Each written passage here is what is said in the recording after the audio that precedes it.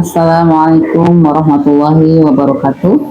Waalaikumsalam warahmatullahi wabarakatuh. Jumpa lagi dengan saya dalam channel Pesan Bunyai tentang pentingnya belajar ma'rifat. Kali ini tetap berkolaborasi dengan Mbah Munajat Firmanullah, dan yang akan kami sampaikan pada pertemuan kali ini adalah Rasul Pembaharu dan Kitab Qadim, Cahaya dalam Kegelapan Zaman. Mengapa Allah mengutus Rasul terakhir di tengah masyarakat jahiliyah? Dan mengapa zaman kita sekarang terasa semakin jauh dari cahaya itu? Apakah kita harus menunggu? Ataukah harus menjemput sinar yang telah dijanjikan dalam kitab Qadim? Rasul dalam pandangan Al-Quran disebutkan dalam firman Allah, yaitu surat Al-Baqarah ayat 253, yang artinya, itulah para Rasul, kami lebihkan sebagian dari mereka atas bagian yang lain. Para Rasul datang dalam berbagai makom dan fungsi, sebagai pembawa syariat baru, sebagian meneruskan ajaran sebelumnya, namun semua menyampaikan cahaya dari Tuhan. Jarak waktu Rasul dan hikmahnya dari Nabi Isa alaihissalam sampai dengan Rasulullah Muhammad SAW terdapat jarak sekitar 570 tahun.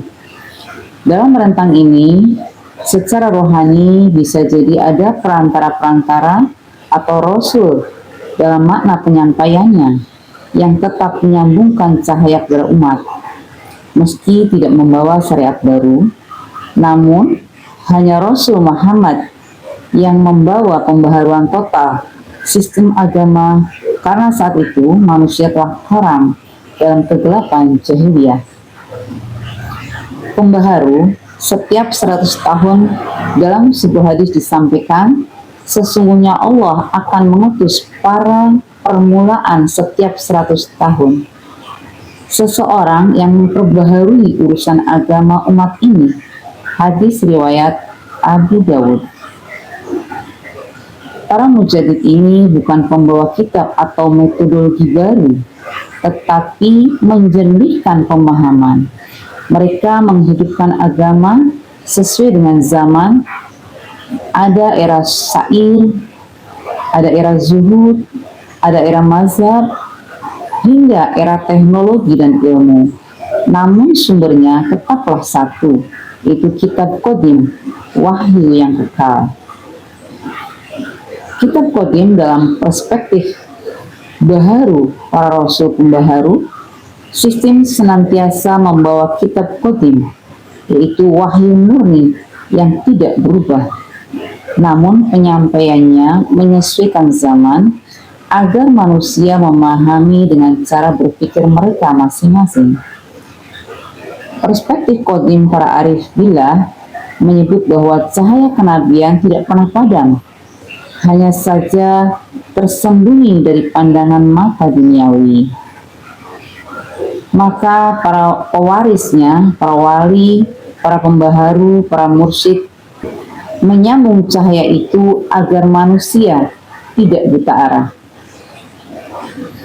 Ini Mbah Munajat, jadi bagaimana aplikasinya, bagaimana kita mengerti bahwa di zaman ini sejatinya hadir seorang pembaharu untuk menjernihkan bagaimana cara kita melaksanakan peribadatan atau beragama dengan benar.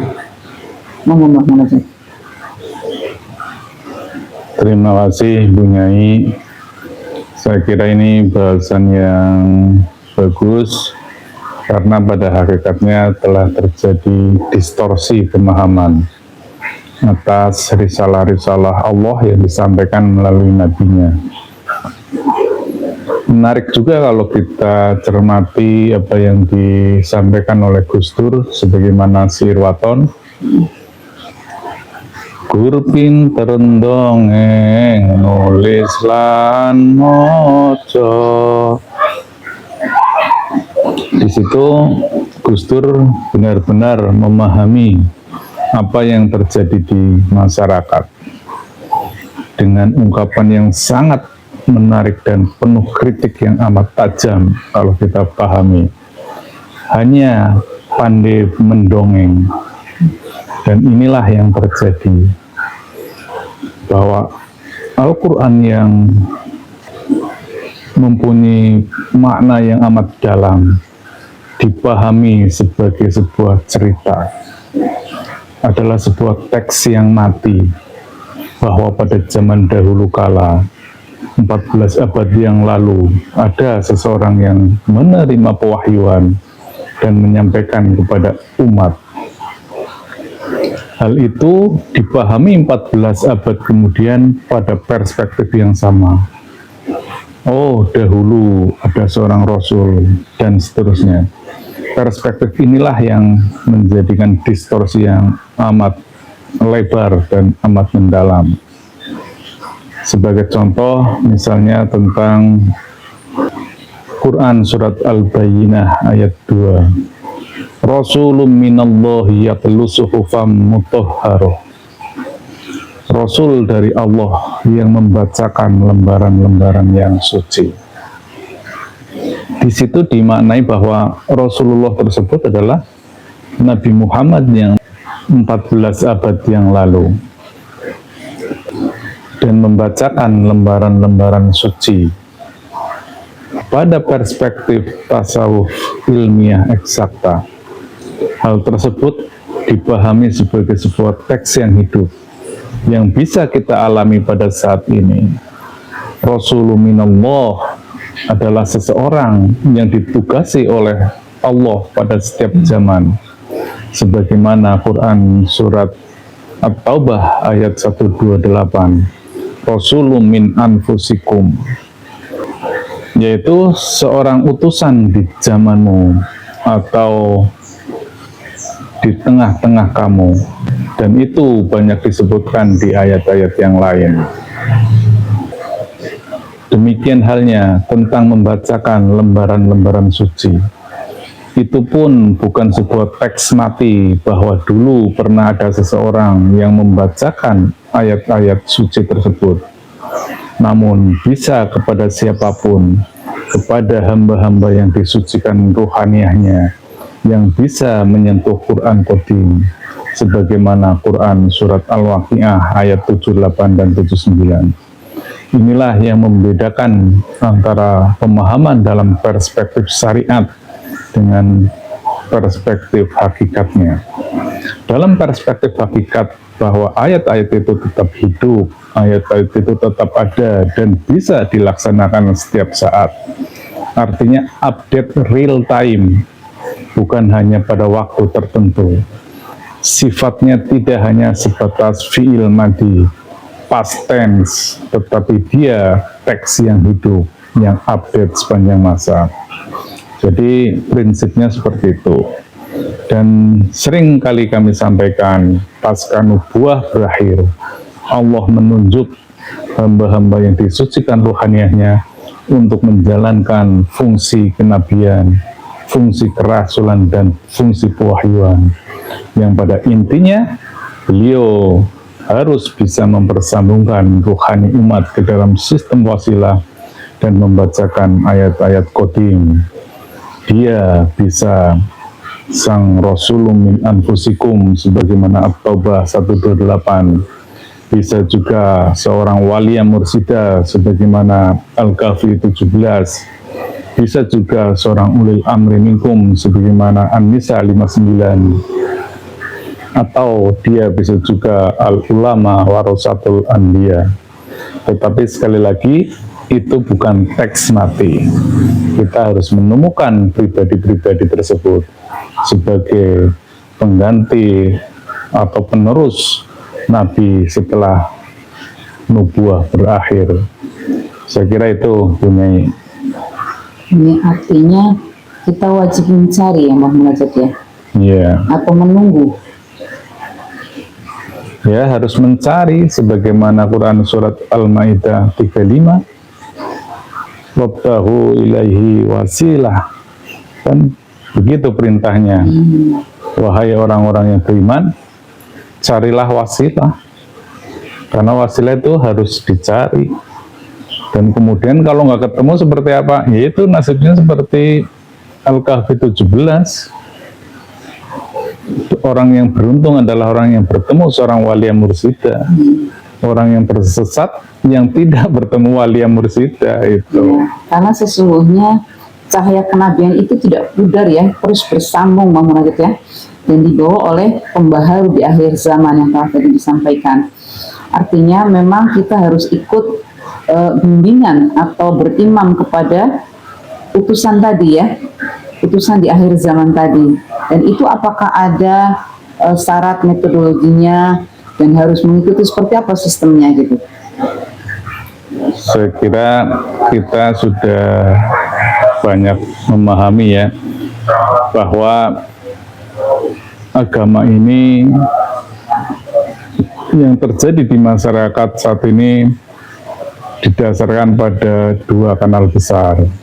Yang pertama melalui sistem tekstual, yaitu agama disebarluaskan berdasarkan teks, berdasarkan literasi, atas pemahaman seorang yang alim, seorang yang mempunyai pemahaman tentang teks-teks tersebut.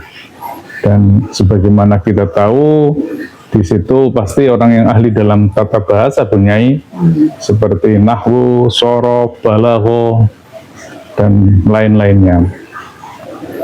Namun di sisi lain, sungguhnya agama ini diturunkan melalui pewarisan rohani. Nah, di sini sungguhnya yang hilangnya bahwa agama itu ternyata bisa diwariskan gitu, tetapi rohaniahnya. Kalau dalam peradaban Jawa ini nggak terlalu sulit memahami ini karena ada sistem mitis dalam kepercayaan orang Jawa itu. Jadi sesuatu hal yang sifatnya keramat itu kalau di Jawa itu dari raja-raja terdahulu menitis kepada turunannya. Sesungguhnya equal dengan pemahaman di agama Islam juga, bahwa dulu Rasulullah itu mewariskan isi dadanya kepada Abu Bakar As-Siddiq gitu. Jadi isi dadanya bukan pengetahuannya.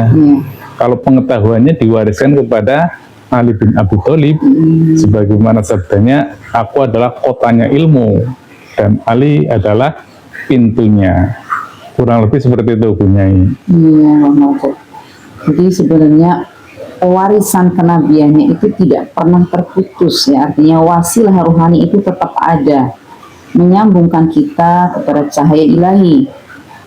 Jadi jangan lepas dari kitab qadim, jangan jauh dari pewarisnya, karena dalam setiap zaman cahaya selalu datang untuk yang mau mencarinya. Intinya demikian ya Bang Munajat ya. Iya betul.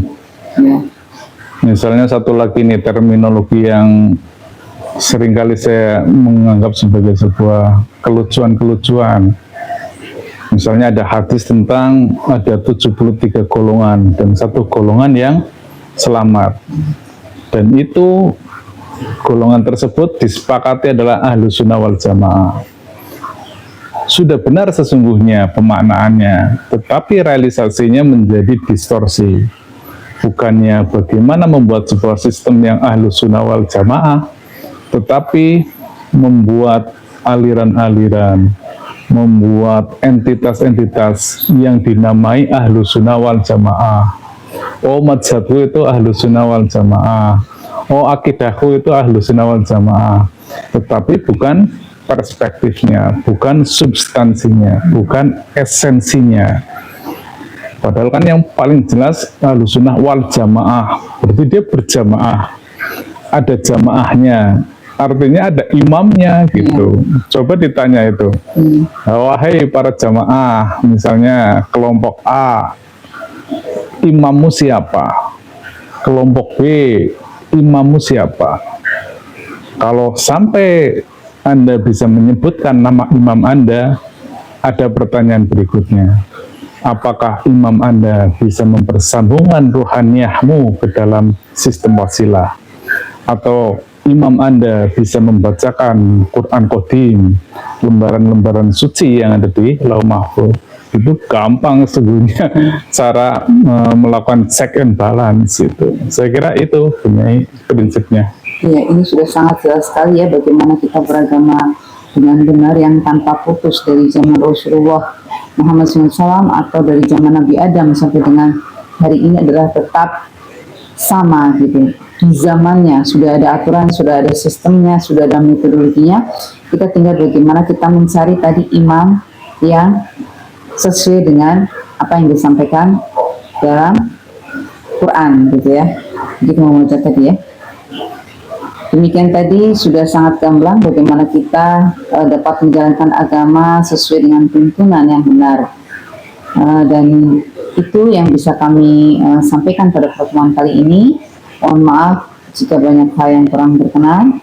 Akhir kata, Billahi anta maksudi wa ridhoka matlubi.